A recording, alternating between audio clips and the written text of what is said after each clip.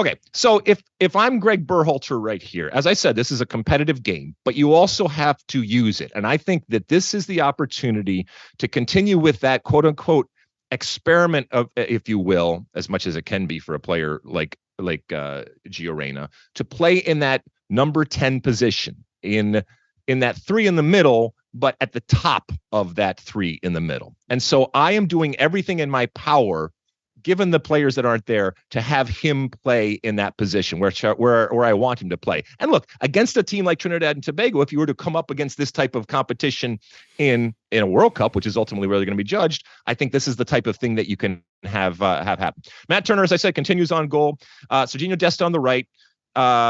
Tim Ream, Cameron Carter-Vickers in the middle, and then Jedi Robinson out there on the left. Not a whole lot of surprises. And yeah, you could, I'm still, as I said before, I'm still not sold on Chris Richards, and I certainly could have Miles Robinson in there for CCV, but I'm okay with CCV in there. In the midfield, McKennie, we'll talk more about him. He's playing really, really well. Musa, who's also playing really, really well, and they're both healthy, knock on wood. They're going to be in that midfield, and then right in front of them, as I said, Gio Reyna in that midfield withdrawn type of position from the forwards, but really with carte blanche to run the show as he should with that number 10 behind, and that as he can. And then up top, it gets interesting because Flo Balogun continues on up at the top of the spear there.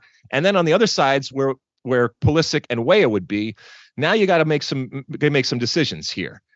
Brendan Aronson, who, as I said before, I just don't think has developed yet to the point that he needs to, but I'm willing to give him another opportunity here. So I'm going to put him out there on that left wing. And then it gets slim pickings, which is interesting considering we've talked so much about the depth. It gets kind of slim here on who to put out there on that right.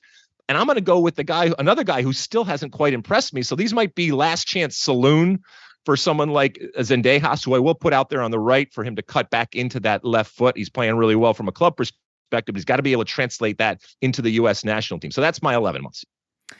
All right, I'll go back to front. Matt Turner has lost his starting job at Nottingham Forest. Vlaco Dimos started the last couple of games. Remember, he left Arsenal, went to Forest ostensibly so he could be the starter. Any concern long-term that he might find himself spending another season on the bench?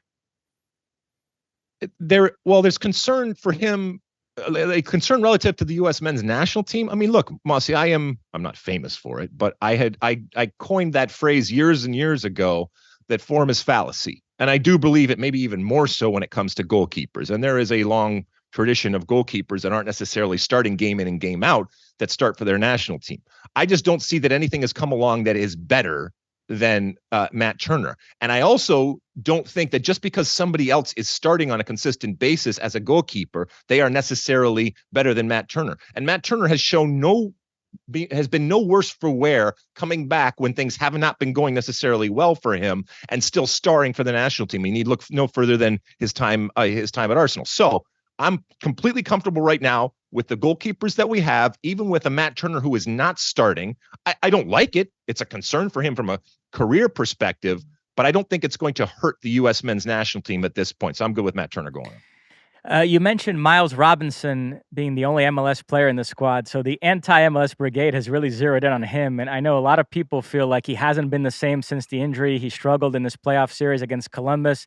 They're questioning why Miles Robinson is still getting called up. How do you feel about that? I mean, they're questioning until, he makes his move, which by all accounts is going to happen here pretty soon, and then he's not an MLS player anymore, and then it'll be fine that he's getting called up. I mean, look, Miles Robinson, again, there are still, I guess, other than Tim Ream, there's still nobody that has set themselves, far and away as a starter in the back. And there's plenty of candidates out there, and I mentioned Chris Richards and others that have tried, but nobody has really stepped up. You still got Walker Zimmerman kind of waiting in the wings. I don't know if that ship has sailed or not. I know he's an MLS player, but yeah,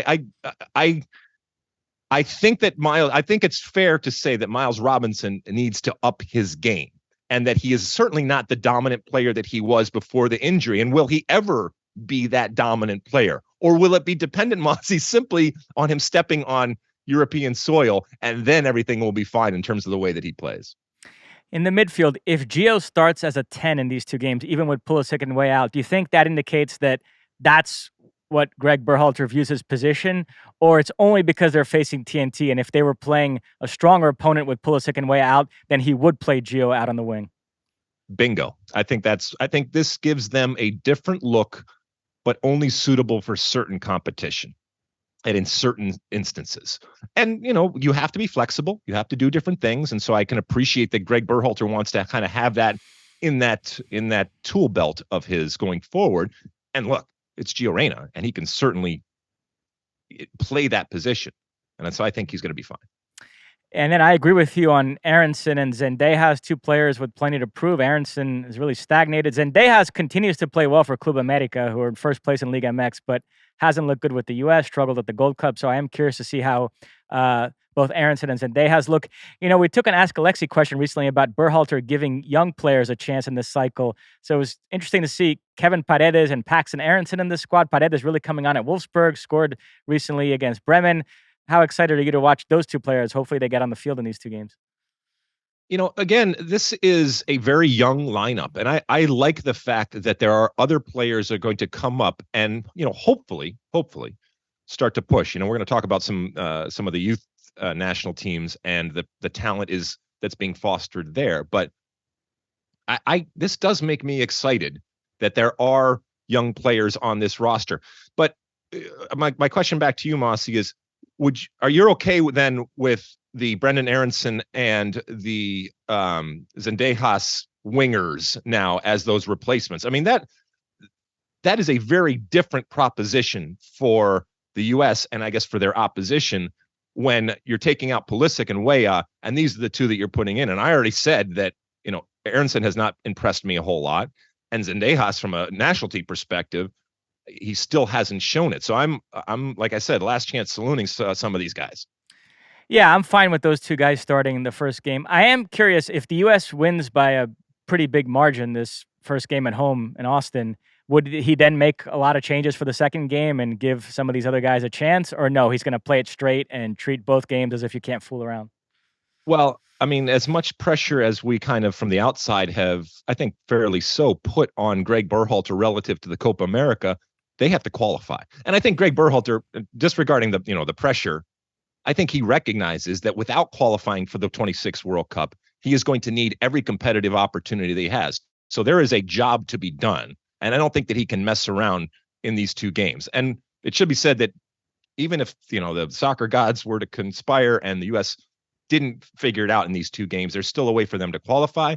But you want to sort that out. You want to get that done, qualify for Copa America, and know that you have that tournament next summer to really, really test yourself if you're Greg Berhalter, and obviously the team that you have relative to 26, which is coming fast, and that they don't have a qualifying process for. You like that clip? Well, my State of the Union podcast drops twice a week right here on my very own YouTube page. The only way to stay up to date is to hit that subscribe button down below. Size the day, and see you soon.